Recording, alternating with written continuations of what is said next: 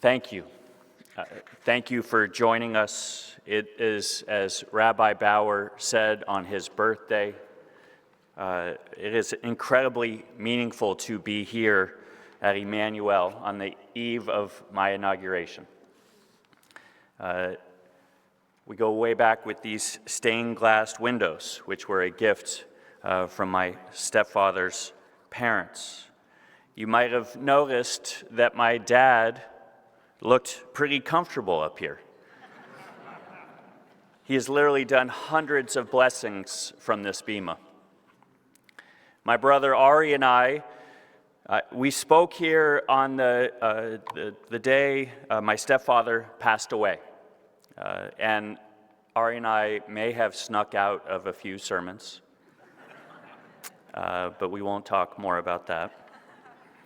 Just as San Francisco has always been the place that I call home, I can truly say that this feels like home at my home temple. But what's so special about tonight, as you all can tell, is the coming together of so many different people and communities of so many different beliefs and faiths.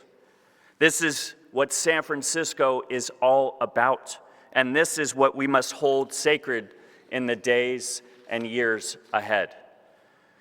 San Francisco is known all over the world as a place where people are allowed to love who they want to love and practice any faith that they choose without fear of persecution. A place where people seek safe harbor and shelter, and that will remain true under my administration.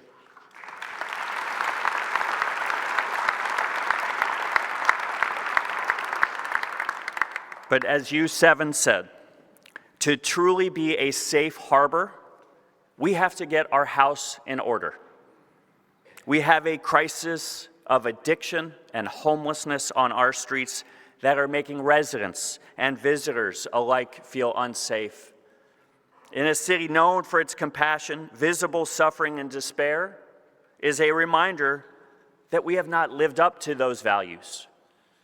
How can we be a bastion of compassion when we have allowed drugs and mental illness to take thousands of lives on our streets? Strong values are not enough. Better management and coordination alone will not be enough. We must transform a political discourse that has us vilifying each other on every issue.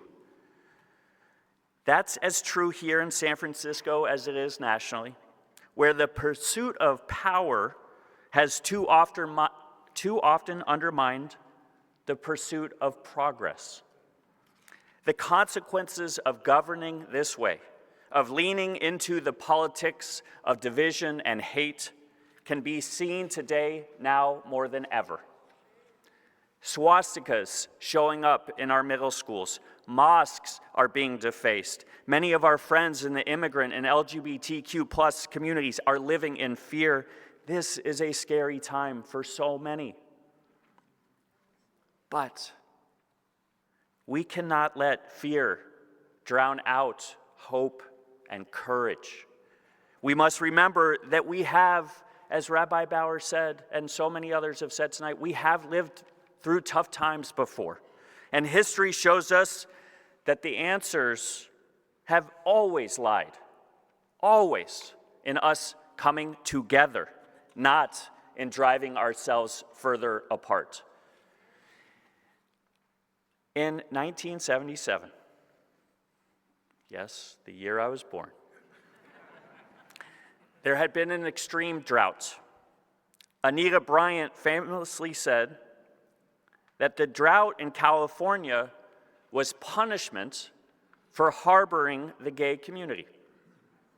And then, a few weeks later, the day that Harvey Milk made history as the first openly gay elected official in California, it began to rain.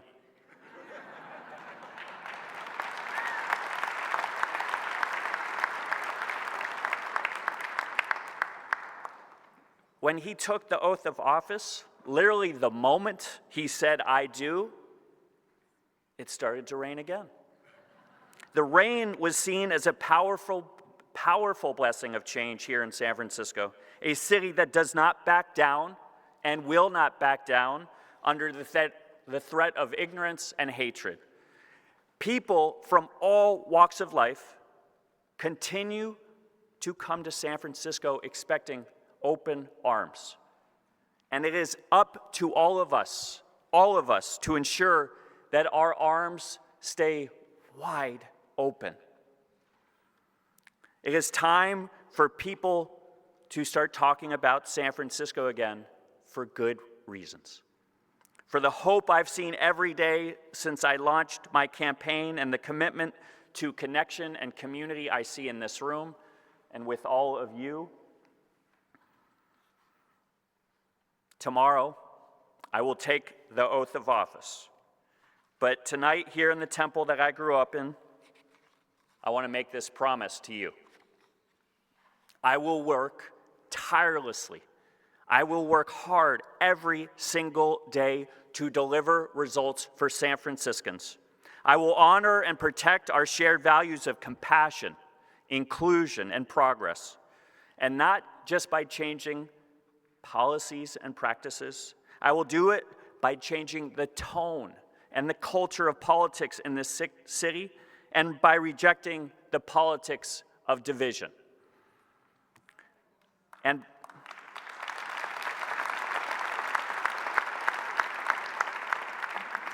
And I will also do it by having faith in my colleagues in City Hall, the thousands of city employees working alongside us, and by having faith in you, the people who have made the choice to stay right here in San Francisco, to raise your children here, and to fight for the city that we all love.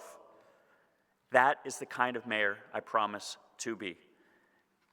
That is the kind of mayor you deserve.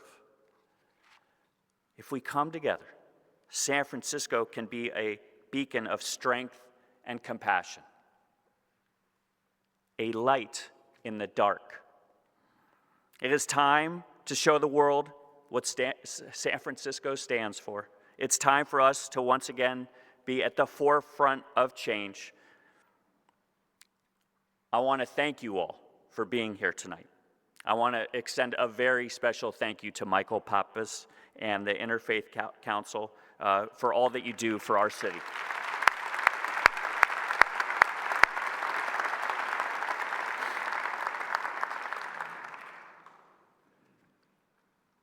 I was supposed to end right there, but I got one thing to say.